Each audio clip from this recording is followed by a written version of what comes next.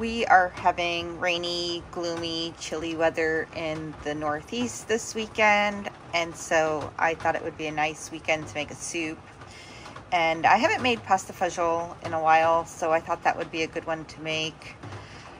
You could probably hear the rain hitting the roof, so I hope it's not ruining the quality of the sound of this video too much.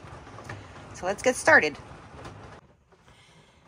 I first began by getting my vegetables ready. I diced up my onion and my celery, and I poured some carrots out of the bag.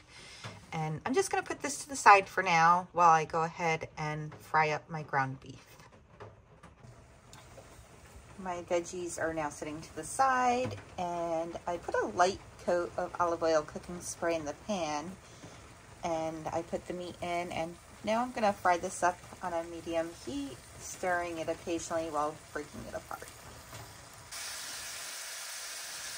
Now that my ground beef is nicely browned, I'm gonna strain this and sit it to the side while I saute my vegetables. And while I was cooking this and getting it to this nice brown color, I did have to strain it twice. So you may need to do the same to get rid of any excess grease to help it cook a little faster. I moved my meat to the side, and so now it's time to go ahead and add my celery, onion, and shredded carrot to the unwashed pan. We don't want to wash it because we want to keep the flavor of the meat in there. I'm also going to go ahead and toss in some minced garlic. And then I'm going to go ahead and I'm going to stir this all up and saute it until everything's nicely soft and the onions are a little browned. So that'll probably take about 3 or 4 minutes.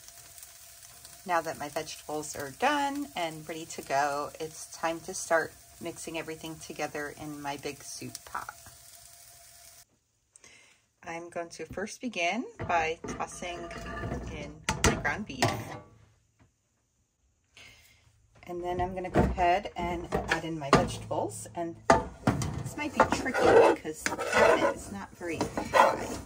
So I'm going to do my best here. Just get them all in the pot. Okay, now that I've gotten the vegetables in there, it's time to add in my tomato sauce. And I am making double my recipe. At least I doubled everything except for the beans. So I'll add 2 of those in there.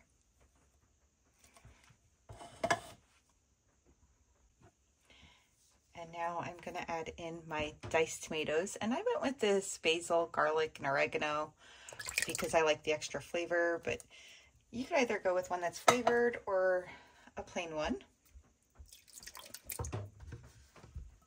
And now it's time to go ahead and add in my chicken broth. And as always, I went with a low sodium, which I don't think you were able to see.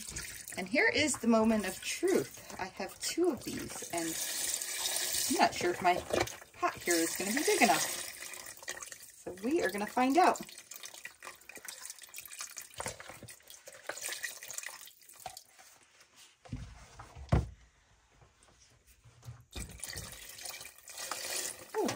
Just making it, and I don't even have the beans or the noodles in yet, but this is going to simmer for 2 hours, so it'll probably reduce down, and by the time I add my beans and my noodles, I should be fine. And so now I'm going to go ahead and I'm going to add some seasonings. I have some parsley flakes, and I don't know, sure, I always cook with my heart, and I have basil, and if you watched any of my other videos, I love basil, so I won't be shy with that. And then some oregano. And lastly, some thyme. And then I'm going to go ahead and heat this up. And once it is nicely heated, I'm going to lower the heat to low and let it simmer for 2 hours.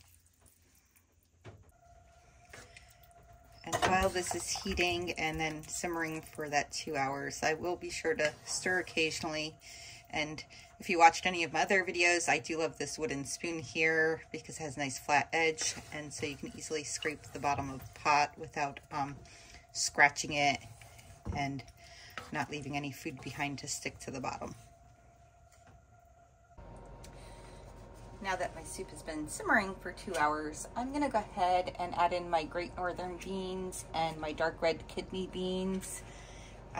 If I were cooking for a group of people, I would also add in the ditalini right now and then just cook until the pasta was done.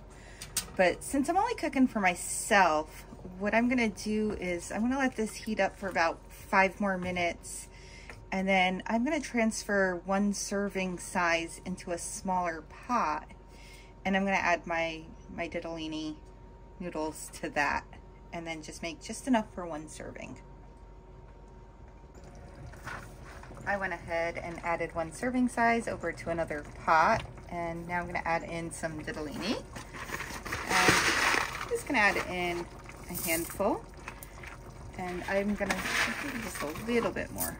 And then I'll go ahead, I'll stir that in, and I will let that cook for about 10 minutes. Now that my soup is done, I'm gonna go ahead and top it off with some freshly grated Parmesan cheese, and I'm gonna enjoy that.